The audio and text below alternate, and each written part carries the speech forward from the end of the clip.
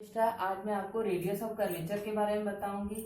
हम यहाँ पे एक कर्व लेते हैं और उस कर्व पे एक पॉइंट P ले लिए, एक दूसरा कर्व लेते हैं, हम इस पे एक पॉइंट Q ले लेते हैं। हम देख रहे हैं कि P पॉइंट पे कर्व की बेंडिंग ज्यादा है और यहाँ पे हम देख रहे हैं Q पॉइंट पे कर्व की बेंडिंग कम है, अर्थात पॉइंट P पे कर्व जो है वो ज्यादा मुड़ रहा है और पॉइंट P पे कर्व जो है वो कम मुड़ रहा है। तो जो कर्व जितना मुड़ता है वह उसकी वक्रता कहलाती है, वह उसका कर्वेचर कहलाता है। अगर पॉइंट P पे कर्व ज्यादा मुड़ रहा है, ज्यादा बेंडिंग है, तो इसका कर्वेचर ज्यादा होगा।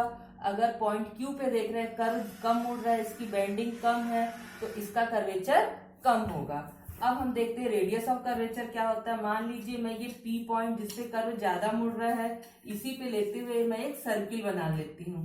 तो ये सर्किल जो है वो छोटा बन रहा है। जो पॉइंट का कर्व, जिस पॉइंट पे हम देख रहे हैं कि ये सर्किल छोटा बन रहा है क्योंकि इसका कर्वेचर क्या है, ज्यादा है। अगर मैं पॉइंट Q लूं तो पॉइंट Q क्या है, इसका ये पॉइंट ये कम बेंडिंग है, इस कर्व की बेंडिंग कम है, ये कम मुड़ रहा है, तो ये सर्किल जो है वो बड़ा बनेगा।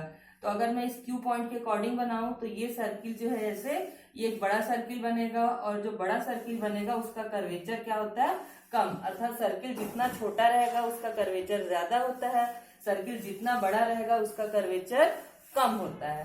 अब हम लोग ये वाले इस कर्व को देखते हैं। इस कर्व पे पॉइंट P है। अब मैंने इस कर्व को लेते हुए जो सर्किल बनाया है, तो सर्किल में क्या होगा, एक सेंटर होगा और मान लीजिए सेंटर C, और मैं इस P पॉइंट से C पॉइंट को मिला देती तो ये बन गया इसका रेडियस। तो ये जो सर्किल है, सर्किल का पॉइंट C जो है वो सेंटर है और CP जो है इसका रेडियस कहला रहा है। तो यही रेडियस जो है इस कर्व का भी रेडियस कहलाएगा। हम इसको रो से डिनोट करेंगे। ये रो जो है इसी को हम क्या बोलते हैं, रेडियस ऑफ कर्वेचर बोलते हैं और ये इस कर्व का रेडियस कहलाएगा। सेम वैसे ही अगर हम लोग ये इस कर्व Q के लिए, इस कर्व Q के लिए अगर मैं एक सर्किल बनाऊं तो ये सर्किल बड़ा बन रहा है, तो अगर मैं इसका रेडियस ऑफ कर्वेचर निकालूं तो ये जो रो है इस सर्किल का जो रेडियस है, हम क्या कर रहे हैं, इस कर्व के अकॉर्डिंग ही सर्किल बना रहे हैं, इसीलिए ये जो रेडियस है इस कर्व का रेडियस कहलाएगा। इसी को हम बोलेंगे रेडियस ऑफ कर्वेचर और हम इसको रो से डिनोट करते हैं। अब जैसे क्वेश्चन हमको दिया रहेगा कर्व किस टाइप का, अगर वो पैरामेट्रिक कर्व है या y इक्वल टू fx के फॉर्म में कर्व दिया गया है, तो हम रेडियस ऑफ कर्वेचर रो के लिए अलग अलग फॉर्मूला यूज करते हैं। अगर हमको कर्व का equation y equal to fx के फॉर्म में दिया हुआ है, तो radius of curvature rho equal to 1 plus dy by dx का होल स्क्वायर की power 3/2 upon d2y upon dx square. हम इस फॉर्मूले को यूज करेंगे अगर हमको कर्व का इक्वेशन पैरामेट्रिक फॉर्म में, प्राचल समीकरण पैरामेट्रिक फॉर्म में दिया रहेगा, अर्थात x equal to f of t और y equal to f of t में दिया रहेगा, तो हम इसमें फॉर्मूला यूज करेंगे rho equal to x dash का स्क्वायर प्लस वाई डैश का स्क्वायर की power 3/2 upon x dash y double dash minus y dash x double dash. जहां पे एक्स डैश है यहाँ पे dx अपॉन dt और y डैश है dy अपॉन dt और डबल डैश होगा d2x अपॉन dt स्क्वायर और y डबल डैश होगा d2y अपॉन dt स्क्वायर। अब इससे रिलेटेड एक क्वेश्चन सॉल्व करके बताती हूँ।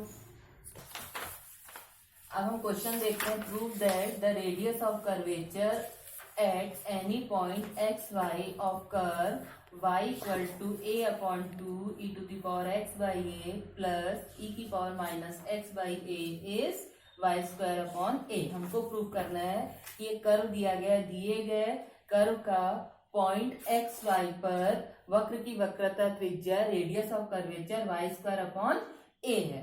तो अब हम इसका सॉल्यूशन देखते हैं। तो हमारे पास दिया गया कर्व का equation y equal to a by 2 e की power x by a plus e की power minus x by a। इसको हम इक्वेशन 1 नाम दे दिए।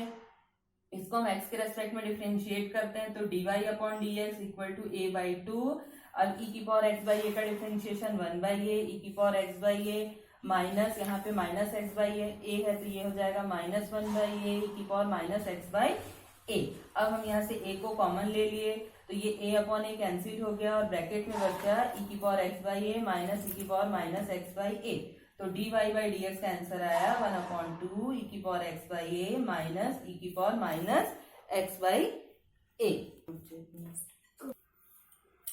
नेक्स्ट अब dy बाई डी एक्स आ गया 1/2 e की power x by a e की पावर माइनस एक्स बाई ए। इसको अगेन डिफ्रेंशिएट करते हैं तो डिफ्रेंशिएट करेंगे d2y upon D X square 1/2 e की पावर x बाई ए का 1 अपॉन ए e की पावर x बाई ए, ये माइनस माइनस प्लस हो जाएगा 1 अपॉन ए e की पावर माइनस एक्स बाई ए।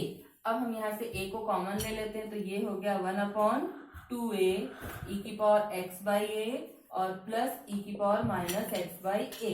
अब ये वैल्यू जो है हम इसको इक्वेशन 1 से यहाँ पे रख देते हैं। इक्वेशन 1 पे में हमारे पास क्या था, हमारे पास था इक्वेशन 1 में y equal to a upon 2 e की power x by a plus e की power minus x by a. जब हम e की power x by a plus e की power minus x by a की वैल्यू रखेंगे तो ये बन जाएगा ये 1/2a और यहाँ से आ जाएगा 2 इंटू y अपॉन ए। तो ये 2 से 2 कैंसिल और ये y अपॉन ए स्क्वायर। तो ये आ गया d2y upon D X square की वैल्यू, d2y upon D X square की वैल्यू y upon A square.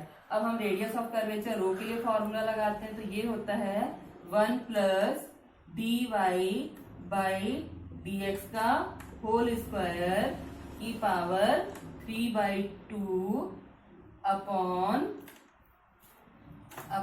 d2y upon D X square upon d2y upon D X square.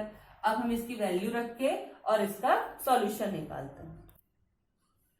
अब हम यहाँ पे रो के फॉर्मूले में dy अपॉन डी एक्स और d2y upon D X square की वैल्यू रखते हैं तो ये 1 प्लस यहाँ पे हमने dy बाई डी एक्स की वैल्यू रखी 1/2 e की power x by a minus e की power minus x by a का होल स्क्वायर और ये फिर होल स्क्वायर 3/2 और अपॉन में d2y upon D X square की वैल्यू हमने निकाली थी y अपॉन ए स्क्वायर।